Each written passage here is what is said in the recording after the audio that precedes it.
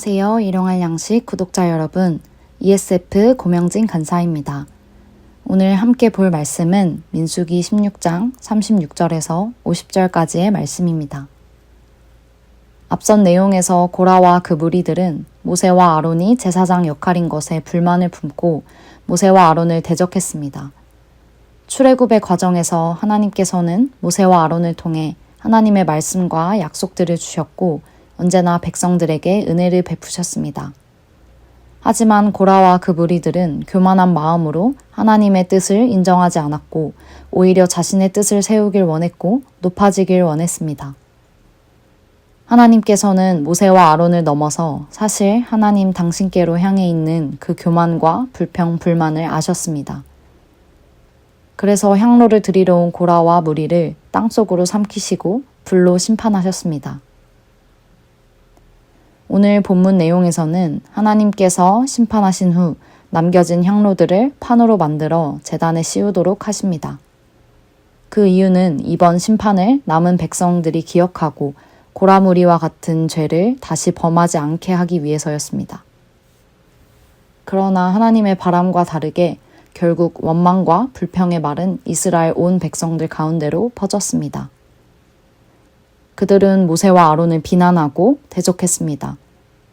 백성들도 하나님이 세우신 모세와 아론을 교만한 마음에 인정하지 않았고 오히려 그들이 자신들을 괴롭게 하고 힘들게 한다며 몰아내야 하는 존재로 보았습니다. 백성들은 고라와 그 무리의 심판받는 모습을 보고도 그것을 하나님의 심판이라 여기지 않았고 두려워하지 않았고 하나님 앞에 스스로를 돌아보지 못했습니다. 이제 하나님의 진노는 급진적으로 진행됩니다. 하나님께서는 남은 백성들도 멸하고자 모세와 아론이 백성들에게서 떠나도록 하십니다. 그리고 백성들에게 연병을 내려서 그 진노를 보이셨습니다. 연병은 치사율이 아주 높은 무서운 전염병을 말하는 것입니다. 많은 백성이 죽고 고통받고 있는 그때 모세와 아론의 역할이 두드러집니다. 자신들에게 원망과 비난을 쏟아냈던 백성들을 위해서 모세는 아론에게 저들을 위하여 향을 피우고 속죄하라고 말합니다. 아론은 모세의 말대로 향로를 들고 연병으로 죽어가고 있는 백성들 사이로 나아갔고 그들을 위해 속죄의 예식을 베풀었습니다. 아론이 산자와 죽은 자들 사이에 섰을 때 하나님은 심판을 거두셨습니다. 이 일로 14,700명의 백성들이 목숨을 잃었습니다. 그만큼 백성들의 죄는 용서받을 수 없는 것이었습니다. 그러나 모든 백성이 멸하지 않을 수 있었던 것은 모세와 아론이 그들을 위해 중보했기 때문입니다. 모세와 아론의 이 중보자로서의 모습은 우리의 영원한 중보자 되시는 예수님을 떠오르게 합니다. 우리의 죄는 어떤가요? 우리의 모습은 어떤가요? 성경에서 특히 출애굽하여 가나안으로 가는 과정에서 이스라엘 백성들이 불평불만하고 하나님 앞에 반역하는 내용이 많이 나옵니다. 그에 대한 심판이 이어지고 늘 하나님께서는 다시 그들과 언약을 맺어주시는 내용이 반복되죠. 이스라엘 백성들과 같이 우리의 죄도 반복됩니다. 하나님의 뜻보다 내 뜻이 우선되는 교만한 마음, 하나님이 주신 내 위치와 상황에 대한 불평과 불만, 하나님의 말씀과 약속을 신뢰하지 못하고 늘 반역하고 순종하지 못하는 모습. 절대 사라지지 않는 우리의 죄된 모습들입니다. 그런데 왜 우리는 하나님의 진노로 멸함을 받지 않는 걸까요?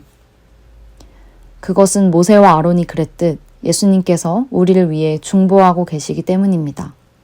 전에도, 지금도, 그리고 앞으로도 영원히 우리의 죄를 씻으시는 예수님 덕분에 우리는 여전히 하나님의 백성으로 하나님의 보호와 사랑을 받으며 살아갈 수 있는 것입니다. 오늘 말씀에서처럼 향로를 펴서 만든 판이 없어도 구약 때와 같이 여러 절기가 없어도 우리는 잊지 않고 기억할 줄 알아야 합니다. 숨을 쉬는 듯이 당연해진 하나님의 용서와 예수 그리스도로 인한 우리 죄의 속죄를 감사할 줄 알아야 합니다.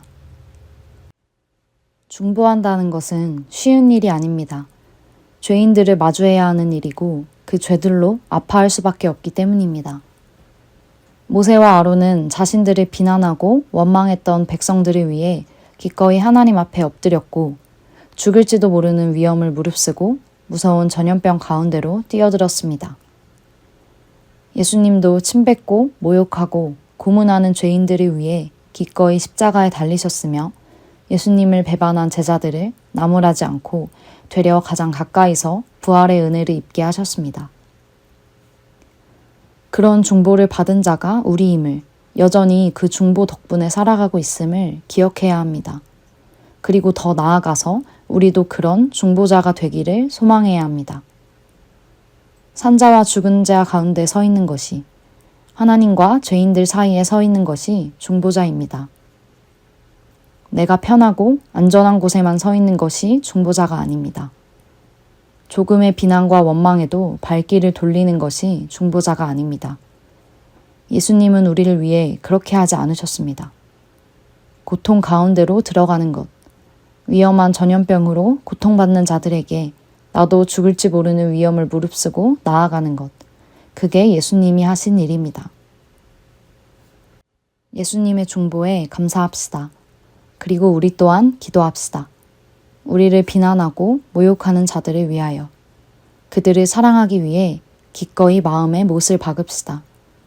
그럴수록 우리를 향한 예수님의 사랑이 얼마나 깊은 것인지 알게 될 것입니다. 오히려 그로 인한 은혜가 넘치게 될 것입니다. 오늘 하루 모세와 아론과 같은, 예수님과 같은 중보자의 모습을 조금이라도 닮아가실 수 있기를 소망합니다. 그것은 괴롭고 힘든 일이지만 그 괴로움과 힘듦보다 더 깊은 사랑과 용서를 우리가 먼저 받았음을 누리게 되시기를 바랍니다. 우리가 받는 사랑과 용서가 당연하지 않은 하루 되세요. 응원하고 기도합니다.